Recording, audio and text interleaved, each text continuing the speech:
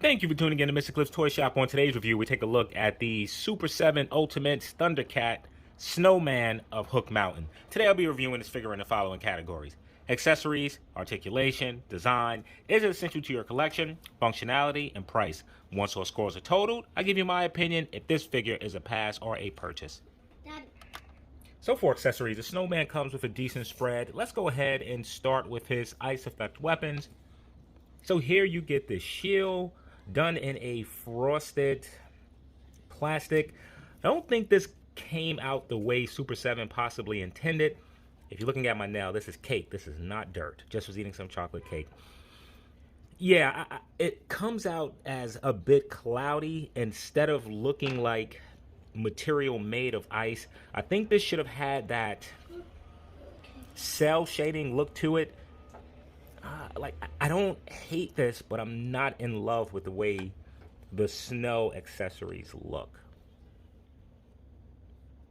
In addition to that, the figure comes with 3 pair of hands, 2 relaxed hands which are on the figure, and they look well enough. You only get 1 head sculpt, however you do get this helmet which goes over his head.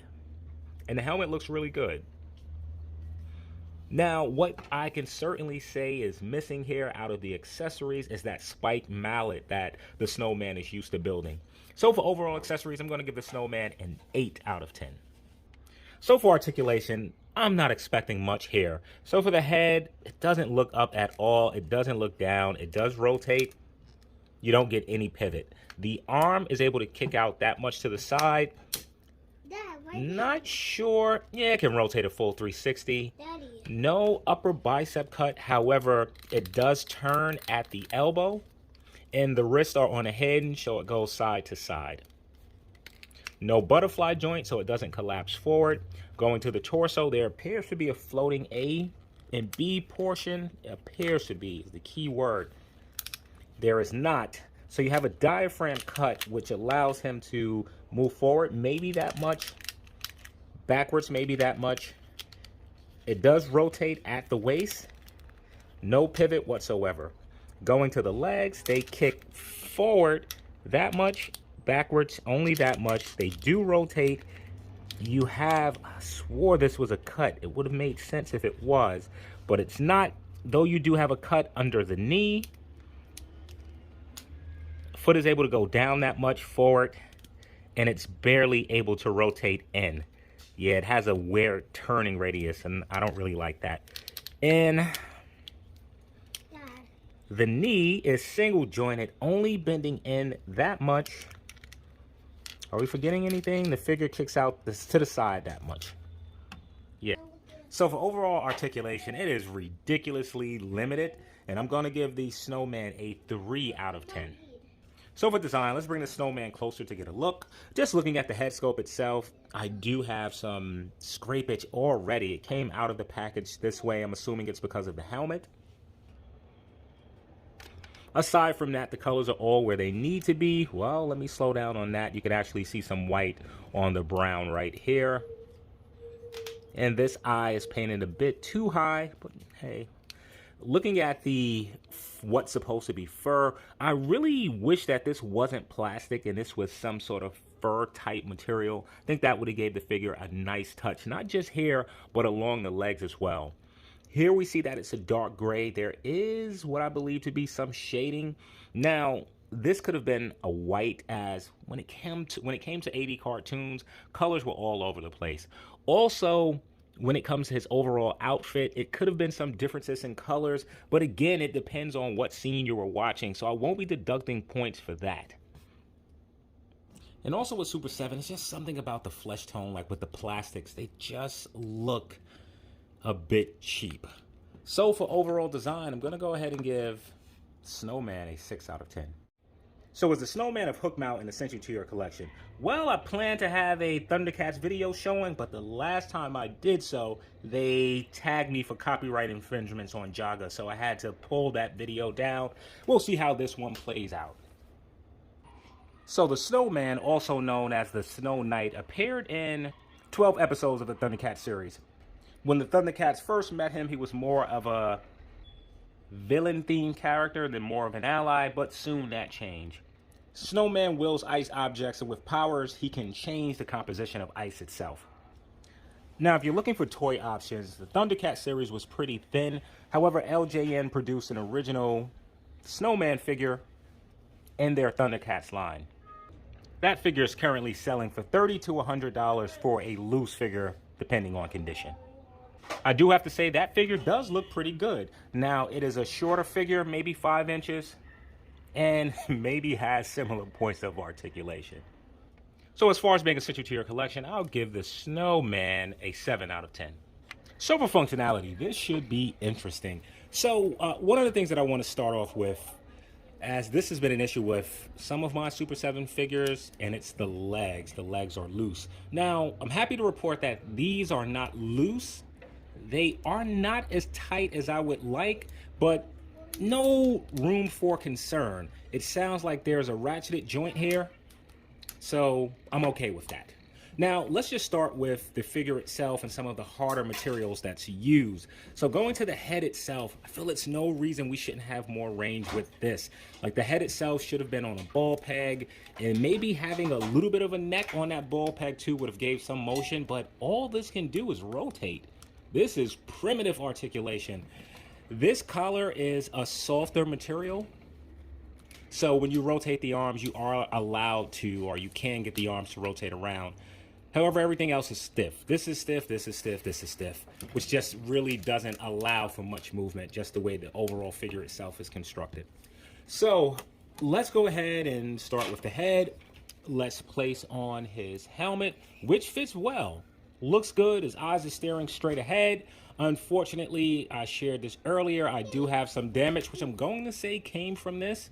I'm not sure where else it would have come from. So let's go ahead and was going to swap out some of the... Yeah, let's go ahead and swap out the hands. So to swap out the hands, simply going to pull. So it's pretty tight, but it does come off. This is the way to go. Peg inside of the hand. Really like that. Let's go ahead and try the lance first. Okay, so that works. Just able to hold it. It's pretty light, so should be no issue with him holding it up over time. Thank you. Well, that was the spare. This is the lance. Like that. And the shield. I really didn't want to take off the other hand. Let's see if this one works. This is more of an open hand. Probably not, well, I mean, you can make it work. The gripping hand is probably better to hold this shield, though out of my sheer laziness, you can see that works. And putting the helmet on, yeah, that looks pretty good. You can see with the figure, he's able to stand on his own, though I'm not sure if there's drop down. That's exactly what it is. Sort of, maybe drop down hips? Maybe not, but for some reason, mine was uneven, but as I just pushed up on the legs, now he's standing more balanced. Going down to the legs, during the design, I spoke about the ugly hips. You do have rotation here. Surprised that we don't have more points of rotation below. You do have here, which works well, but then this single jointed, look at this. Look at this knee. That's what you get. That's it. And the ankle, that's it. Outside, that's it. So it's really a bare amount of movements in the legs, and that sucks. So for overall functionality, the weapons work well with the figures. The hands themselves are easy to swap out. The helmet sits on fine, but you do have to worry about that. Now, the body itself is just not, it wasn't designed for articulation. Like, just look at it. I'm not mad with this elbow. I can live with this, but the rest of it is very limiting. So for overall functionality, the high points here are the weapons, and I'm going to go ahead and give some points for that. So for overall functionality, I'm going to give the Snowman a 5 out of 10. So for pricing, the Snowman comes in at $55. That's before taxes, that's before shipping. Adding in the two, you're looking at a price point of roughly $65. So now is the Snowman worth the price of admission? Well, let's see what he comes with. In terms of accessories, you get a decent offering. I do feel that we missed out on that spiked mace. That's a weapon that should have came with this figure, particularly being that we're not getting an additional head sculpt. Also, I don't love the look of the weapons. The plastic itself looks a bit foggy. Wish they would have done some shell shading to make it really look like it did in the animated series. Looking at the figure itself, it looks like the Snowman. I do feel that he's not wide or tall enough. So for pricing, I'm going to keep the score high, as I don't think that Super 7 will be able to use this scope again. So I'll give them points for that. So for overall pricing, I'm going to go ahead and give the Snowman an 8 out of 10. That should give the Snowman an overall cliff score of...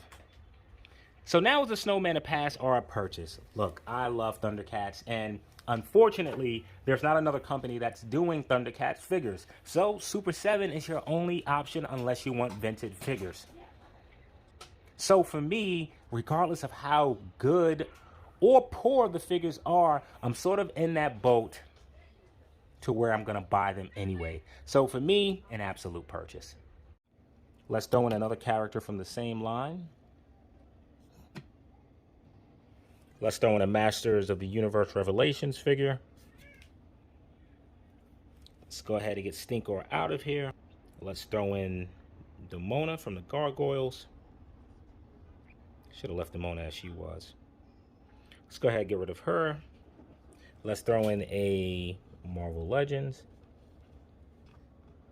Are they nearly the same height? They are, but mass is a bit different. And last but least, let's throw in a Mel Marvel Legends figure. So, thank you for tuning in to Mr. Clips Toy Shop. Hope to see you during the next review.